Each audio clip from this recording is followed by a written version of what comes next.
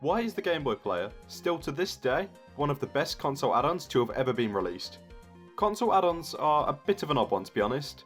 You're being advertised and potentially sold an item which has the ability to become integral to the system, but this comes at a price, which falls on top of the initial cost of the console.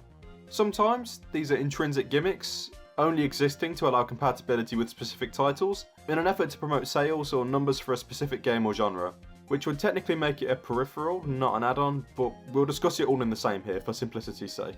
When you hear the term console add-on, you tend to think Xbox Connect or PlayStation iToy.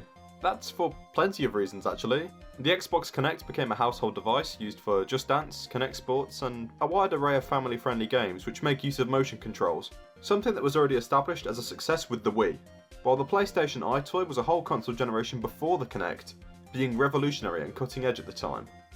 However, 2002 was a little earlier than both of these, so the standards were a lot lower, which meant if something extraordinary were to be released, it would stick. And in that same 6th generation of home consoles, exists what I believe to be the best console add-on or peripheral that has ever been released. Enter the Game Boy Player. Nintendo GameCube, Gameboy Player. Now, the Xbox and GameCube sold very few copies when compared to the PS2, so naturally these two didn't get as much time on the stage. The Xbox had a wireless controller to boast for itself, but so did the GameCube, and the Wavebird is almost certainly superior. But sales numbers aside for these two consoles, the GameCube actually had success, in my eyes at least. Remember, Nintendo are and always have been pioneers. The GameCube had the first wireless controller to be released that is, well, functional and conventional, a broadband and modem adapter for online play, smaller peripherals for exclusive games like the DK Bongos and Dance Pad, and then the Game Boy Player, initially retailing in 2003 at about 41 USD or about 30 GBP here. For the price, this add-on was insane to be honest. A device that would allow you to play your handheld games on the big screen in the family room, what else could you ask for?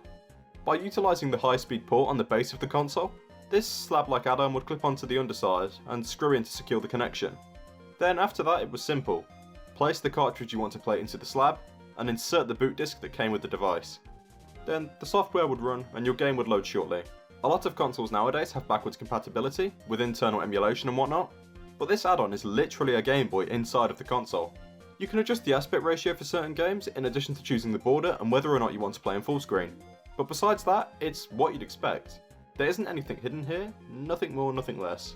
A device that lets you play games from one of the best handheld consoles to date on the big screen. You can play almost any Game Boy or Game Boy Color game on it too.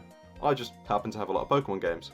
The Game Boy Color games look as you'd expect them to, using the same 16 colours you'd find on the original console.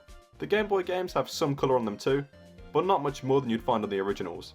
The player is also incredible for those who love playing Pokemon games, because it technically counts as a Game Boy system in itself, link cable, port and all, which means you can trade from one cartridge to another if you have another Game Boy system and a link cable. Here we just used Pokemon Leaf Green and Emerald, using the player and my other SP.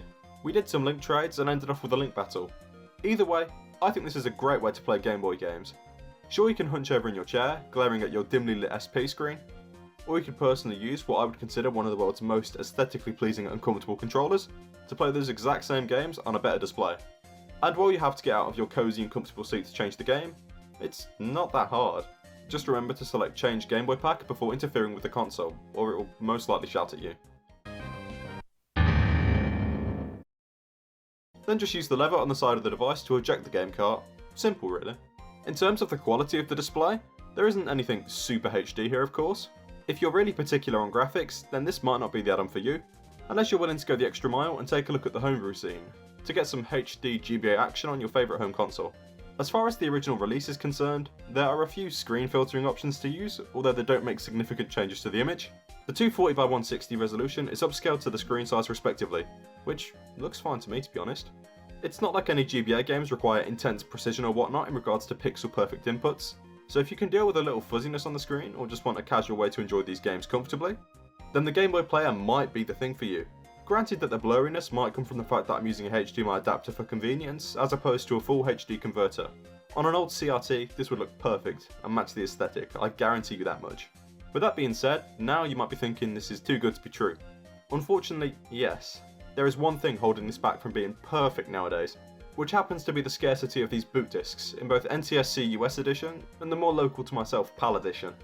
As it turns out, over the course of 18 years, it happens to be easier to lose the disc than it is to lose the hulking piece of plastic bolted down to the case. The system will not be able to run any form of Game Boy games in the absence of the boot disc that came with it.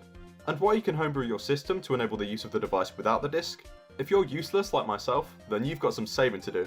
While the price may vary depending on where you search and your region, I managed to pick my Game Boy Player of last year for £40, and the boot disc for a further £80. Now remember, this was only worth the equivalent of about £40 today at launch in 2002. See, it's not that the Game Boy Player didn't sell. Relative to the number of units shipped, the Game Boy Player doesn't really fall short, and most GameCubes you'll see nowadays even have it already attached, they're just missing the disc. If not for the price barrier, this would be an amazing solution to enable collectors and memory seekers alike to experience their classic games in a higher definition. Here's some advice. If you're searching for these and happen to stumble across a boot disc that matches the region of your system, for a price that you would deem reasonable, try and pick it up before anyone else does. The devices aren't region locked, just the main console and boot disc. Try searching on eBay occasionally, or check out some local game sites or retro game sales if you're that desperate for one. I don't regret buying mine, and I don't think I ever will, and I'm sure I'll continue to get hours of value playtime out of both my system and GBA games. The way that games were meant to be enjoyed, on the big screen. The Game Boy Player not only single-handedly made the GameCube a staple in my collection, but added depth to the Game Boy Advance library, in the sense that it provided incentive for wider collection. I would heavily recommend this exotic add-on to anyone with the means to obtain it, including those who have a vast GBA collection, and those GameCube enthusiasts out there. Nothing comes between a man and his game. Thank you for watching my review of the Game Boy Player for the GameCube. If you're new around here, then be sure to subscribe to get notified on every upload, and if you've been around here before, then you know the routine. Links to the Discord server, Twitter, Instagram and Twitch will be in the description as always. Drop a like if you enjoyed the video, it really helps a lot, and maybe share it with a friend who might be interested. I'll slap some other videos up on screen now that I encourage you to watch if you enjoyed this. My name is Flynny, and this has been a brief look at what I would consider the best console add-on to date.